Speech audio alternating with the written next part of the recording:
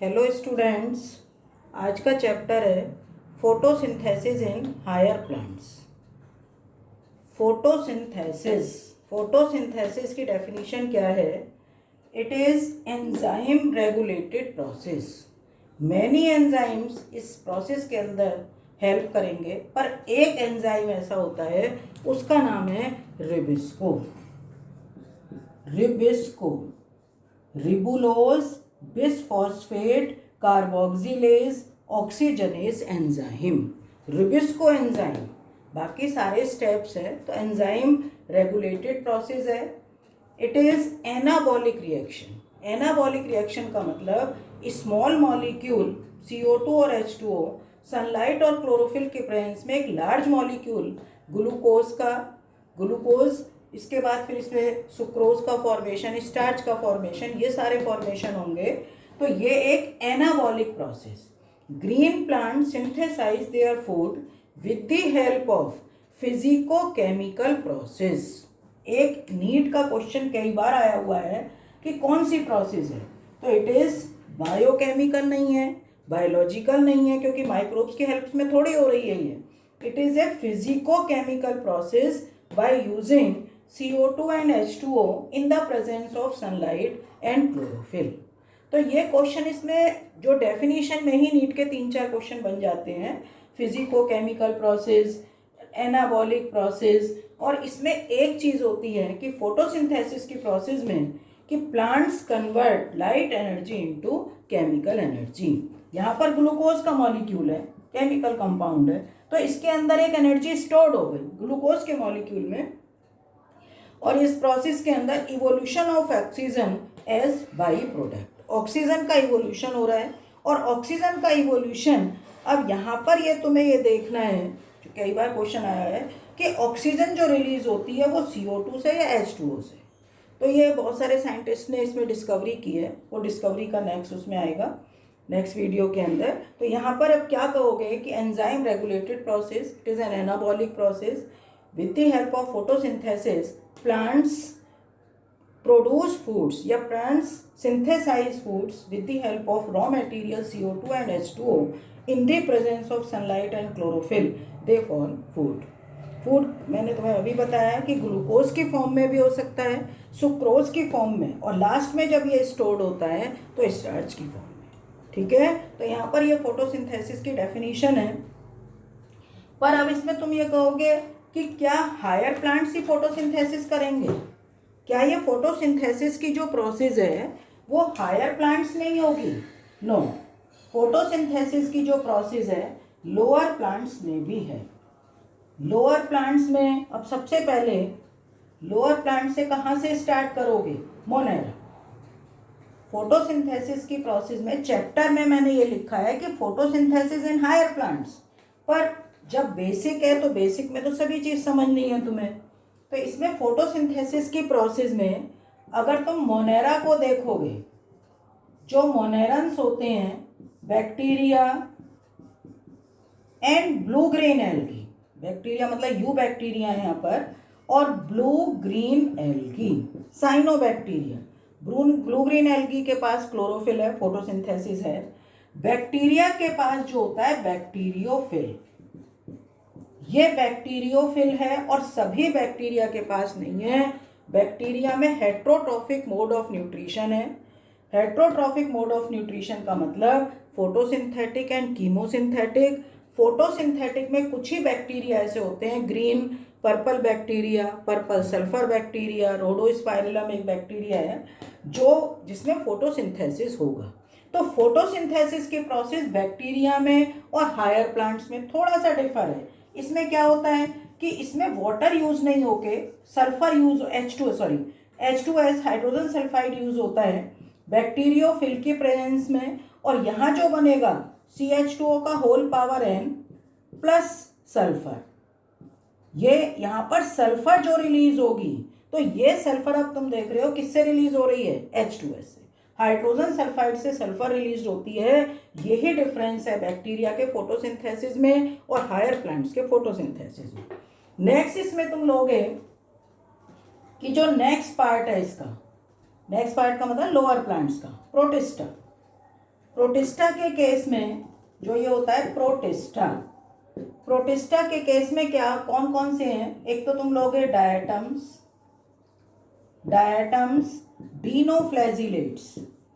डीनोफ्लैजिलेट्स।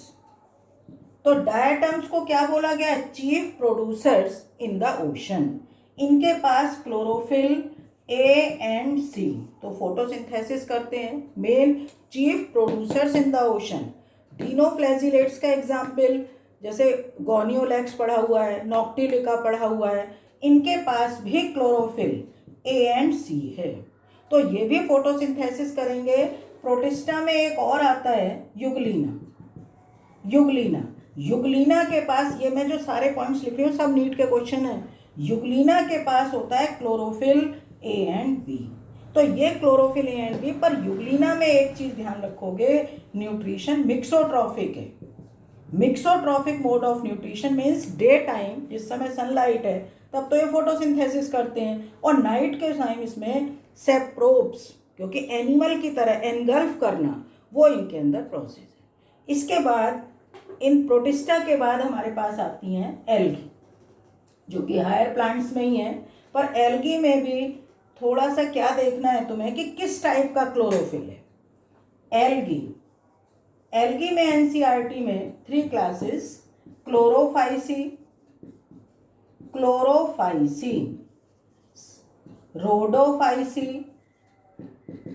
ये रोडोफाइसी, और थर्ड होती है फियोफाइसी। तो क्लोरोफाइसी में ग्रीन एल्गी के एग्जाम्पल बच्चों को मालूम होंगे, यूलोथ्रिक्स, एक कॉमन एग्जाम्पल सबको मालूम होता है क्लेमाइडोमोनास, बहुत ज़्यादा मैं नहीं बता रही हूँ, जब एल्गी पढ़ाएंगे तब उसमें आएगा। यूलोथ्रिक्स, क्लेमाइडोमोनास, स्पायरोगायरा इसके अंदर, क्लोरेला, ये सारे ग्रीन एल्गी हैं, और ग्रीन एल्गी में क्लोरोफिल होता है chlorophyll a and b. Rhodophyceae, Polysiphonia जो रेड एल्गी है, या जेलिडियम एंड ग्रेसिलेरिया, इनके पास होता है क्लोरोफिल ए एंड डी। और फियोफाइसी ब्राउन एल्गी, फ्यूकस है, सार्गासम है, मैक्रोसिस्टिस है, इनके पास क्लोरोफिल होता है ए एंड सी। तो ये प्रोसेस फोटोसिंथेसिस की प्रोसेस परफॉर्म करेंगे। क्लोरोफाइसी जो कि फ्रेश वाटर भी है और मैराइन भी है, रोडोफाइसी मोस्टली जो है मैराइन ही है, और मतलब मैराइन है एक ऐसी होती है जो कि फ्रेश वाटर है, वो बैटेरिकोस्पर्मा, ठीक है, और ये भी मोस्टली मैराइन। तो ये प्रोसेस करेंगे फोटोसिंथेसिस की। अब इसके बाद जितने भी हायर प्लांट्स हैं, हायर प्लांट्स का यहाँ कैटेगराइज करोगे, angiospermic plants, gymnospermic plants, pteridophyte plants. तो हायर प्लांट्स के केस में फोटोसिंथेसिस की प्रोसेस किसमें होगी, क्लोरोप्लास्ट। तो अब आता है photosynthetic organelles. Photosynthetic organelles chloroplast present in leaves में भी हैं, और ग्रीन स्टेम, जब यंग स्टेम होता है तब इसके अंदर ये ग्रीन स्टेम में क्लोरोप्लास्ट प्रेजेंट है। एक क्लोरोप्लास्ट का जब हम स्ट्रक्चर देखेंगे तो it is double membranous structure. Outer chloroplast membrane मतलब आउटर मेम्ब्रेन, इनर मेम्ब्रेन, दोनों मेम्ब्रेन के बीच का जो स्पेस होता है वो पेरीप्लास्टिडियल स्पेस, ठीक है बच्चों। अब इसमें अंदर जो अंदर फ्लूइड है, fluid is stroma has many membranous structure, और 2 मेम्ब्रेन से मिलकर जो एक पार्ट बना है इसको बोलते हैं हम थाइलेकॉइड।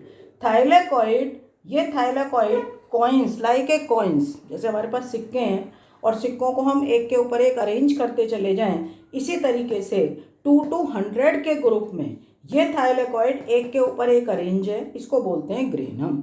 एक क्लोरोप्लास्ट के पास 40 to 60 ग्राना है। एक ग्रेनम दूसरे ग्रेनम से जो अटैच्ड होगा वो स्ट्रोमा लैमिली, और मतलब इंटरग्रेनम और स्ट्रोमा लैमिली, ठीक है। और बाकी इस क्लोरोप्लास्ट के पास अपना डीएनए भी है, ribosome 70S type, circular DNA, और बहुत सारे एंजाइम हैं। अब हम बात करते हैं कि जो ये ग्रेनम है, तो ये ग्रेनम किससे मिलकर फॉर्म हुआ है, थाइलेकॉइड। इसके ऊपर माइन्यूट पार्टिकल्स हैं, these particles are called These particles are called quantasome. Quantasome. Each quantasome contains 230 to 300 chlorophyll molecule. और क्लोरोफिल का जो मॉलिक्यूल है क्लोरोफिल ए एंड बी, ठीक है। स्मॉल अमाउंट में दूसरे भी हो सकते हैं, क्योंकि क्लोरोफिल के तो मैं अभी बता के बार बार चुकी हूँ, chlorophyll A, chlorophyll B, chlorophyll C, chlorophyll D, तो ये सारे टाइप हैं। तो क्वांटासोम के पास 230 to 300 क्लोरोफिल मॉलिक्यूल। अब थोड़ा सा आगे बढ़ते हैं कि इसमें फोटोसिंथेसिस की प्रोसेस में बहुत सारे, पहले तो तुम्हें मालूम है पिगमेंट हैं, जैसे chlorophyll, carotenoids and phycobilins. Carotenoids, xanthophyll, carotenes, जो सनलाइट की फोटॉन्स को एब्जॉर्ब करके वो क्लोरोफिल को देंगे, तो उनका काम एसेसरी फंक्शन होता है। पर फंक्शन ये नहीं है कि अगर तुम सोचो कि क्लोरोफिल है तो वो ही काम करेगा, नो। ये अपना सारा लाइट हार्वेस्टिंग कॉम्प्लेक्स बनाता है, तो सारा सबका ही अपना रोल है। दूसरा, थाइलेकॉइड के पास बहुत सारे अदर टाइप्स के मॉलिक्यूल हैं जो इलेक्ट्रॉन ट्रांसपोर्ट में हेल्प करेंगे, या हाइड्रोजन एक्सेप्टर भी हैं, जैसे प्लास्टोसाइनिन, या इसमें ferredoxin, plastoquinone, cytochrome B6F complex, और बाकी इसके अंदर photosystem, photosystem first and photosystem second, ये और कपलिंग फैक्टर, जैसे माइटोकॉन्ड्रिया में होता है F0F1 पार्टिकल, ऐसे इसमें होता है CF0 CF1 पार्टिकल। तो ये जो सारी चीज़ें हैं वो थाइलेकॉइड के ऊपर हैं, इसलिए थाइलेकॉइड को बोला गया है structural and functional unit of chloroplast. ध्यान रखना, thylakoid is the structural and functional unit of chloroplast, ठीक है। ध्यान रखना, मोस्ट इंपॉर्टेंट क्वेश्चन है, अकेला थाइलेकॉइड मेम्ब्रेन के ऊपर ये सारी चीजें हैं। अब जैसे थाइलेकॉइड का सिंपल में स्ट्रक्चर, अगर थाइलेकॉइड का केवल एक इसका, ये थाइलेकॉइड का हम स्ट्रक्चर बना रहे हैं, तो दो थाइलेकॉइड को अगर मैं बनाती हूँ इलेक्ट्रॉन माइक्रोस्कोप में, ये दो थाइलेकॉइड है, तो इसमें एक तो होता है ए प्रेस्ड पार्ट, और मतलब ये प्रेस्ड पार्ट है, नॉन प्रेस्ड पार्ट। तो इसमें बस थोड़ा सा ये ध्यान रखना है कि लाइट हार्वेस्टिंग कॉम्प्लेक्स है, ये लाइट हार्वेस्टिंग कॉम्प्लेक्स, पर फोटो सिस्टम फर्स्ट और photo system second. Photo system second जो होगा यहाँ पर, वो जो बीच का पार्ट है, प्रेस्ड पार्ट, दो थाइलेकॉइड के मिडिल का, वो वहाँ होता है इंटरनली। तो ये चीज़ थोड़ी सी इसमें ऐसी है, कपलिंग फैक्टर है, ये कपलिंग फैक्टर, यहाँ पर प्लास्टोसाइनिन, ये यहाँ पर होता है फेरिडॉक्सिन, फेरिडॉक्सिन ऊपर ले लो, फेरिडॉक्सिन, प्लास्टोसाइनिन, प्लास्टोक्यूनोन, ये अभी मैंने बताया light harvesting complex, light harvesting complex है LHC, plastoquinone, plastocyanin, PS2 photosystem second, photosystem first, ये सारा, और coupling factor CF0 F1 particle, ठीक है। तो यहाँ पर ये सारा काम, इनका इलेक्ट्रॉन ट्रांसपोर्ट करना, हाइड्रोजन एक्सेप्टर हैं, तो ये ATP का फॉर्मेशन करना, साइटोक्रोम B6F कॉम्प्लेक्स यहाँ पर भी है, ये साइटोक्रोम B6F कॉम्प्लेक्स ये भी है। तो ये किस तरीके से फंक्शन करेंगे, कि क्या इनका रोल है, क्या मैकेनिज्म है, और अदर पिगमेंट्स का क्या फंक्शन है, ये नेक्स्ट वीडियो में।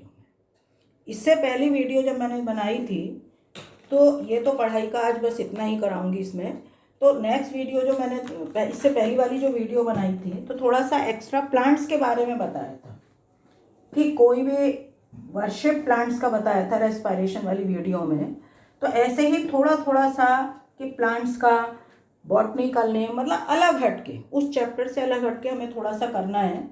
आज हम बॉटनिकल नेम, जो बायोलॉजिकल नेम ले रहे हैं, ये बायोलॉजिकल नेम। अच्छा, इससे पहले वीडियो में मैंने एक और बताया था कि तुलसी वगैरह के अंदर जो कीड़ा लगता है, तो उसमें तुम्हें नीम की पत्ती को बॉईल करना है, थोड़ा कंसनट्रेटेड ज़्यादा ही ले लो, लीफ को बॉईल करके उसको रख दो, जब ठंडा हो जाए उसको छानने के बाद स्प्रे बॉटल से स्प्रे करना है। और इसका यूज़, क्योंकि एक ऑर्गेनोसाइड्स है, तो इसका यूज़ गुड़हल में भी जो कीड़ा लग जाता है उसको भी तुम उससे साफ़ कर सकते हो। ठीक है, बहुत अच्छा है ऑर्गेनोसाइड, किसी केमिकल की ज़रूरत नहीं है और इससे सही हो जाता है, फ्लावरिंग भी गुड़हल में ज़्यादा होगी। अब बायोलॉजिकल नेम में मैं यहाँ पर क्या बताना चाह रही हूँ कि डेली रूटीन में हम जो भी चीज़ खाते हैं, हम फ्रूट्स खा रहे हैं या हम वेजिटेबल्स खा रहे हैं, हम पल्सेस खा रहे हैं, राइस खा रहे हैं, वीट का मतलब आटे की रोटियां खा रहे हैं, तो इन सब चीज़ों के थोड़ा सा तुम बायो के स्टूडेंट हो तो थोड़ी सी नॉलेज ये होनी चाहिए कि हम इनका बायोलॉजिकल नेम पता होना चाहिए। तो आज मैं 2-4 जो कॉमन अभी तक पढ़े हैं, पहले इजी वाला बता देते हैं कि पी का सबको मालूम है, पाइसम सेटाइवम, पाइसम सेटाइवम। और कॉमन में हम क्या देखते हैं कि हम डेली में खा रहे हैं, मान लो एप्पल ले लो, ये एप्पल का बॉटनिकल नेम होता है पाइरस मेलस। क्या बॉटनिकल नेम? पाइरस मेलस। अगर हम ऑरेंज खा रहे हैं, संतरा खा रहे हैं ऑरेंज, तो इसका होता है सिट्रस ऑरेंशिया। क्या होता है? सिट्रस ऑरेंशिया। आजकल गुआवा आ रहा है, अमरूद खाते हैं, तो इसका अमरूद का बॉटनिकल नेम है साइडियम, साइडियम गुआवा। एक इसमें ग्रेप्स का लिख लो, ग्रेप्स का बॉटनिकल नेम होता है वाइटिस विनीफेरा। देखो, बायो के स्टूडेंट्स को बॉटनिकल नेम मतलब बायोलॉजिकल नेम में बॉटनिकल नेम, जूलॉजिकल नेम की नॉलेज होनी चाहिए। तो हर एक वीडियो में थोड़ा थोड़ा ये देंगे, हर बच्चे को 50 तक बॉटनिकल नेम और जूलॉजिकल नेम सबको लर्न होने चाहिए। तो ये हर स्टूडेंट्स को, तो इस केस में क्या होता है कि यहाँ पर जब तुम वीडियो देखोगे तो ये तुम लर्न करोगे और किसी चीज़ को जब ही खाओगे जब उसका बॉटनिकल नेम लर्न होगा। ठीक है, बच्चों को अच्छा लग रहा होगा ये सब चीज़ें। तो ये थोड़ा सा इससे नॉलेज भी बढ़ती है और ये बायो के बच्चों का, जैसे कहते हैं ना, उसका हथियार कि हमें ये नॉलेज है, तो वो चीज़ है। अभी आगे हर वीडियो में थोड़ा अभी पहले हमने बायोलॉजिकल नेम से स्टार्ट किया है, पहले जितने भी पल्सेस ये सब देंगे, फिर उसके बाद जूलॉजिकल नेम से। ठीक है बेटा, okay, thank you so much.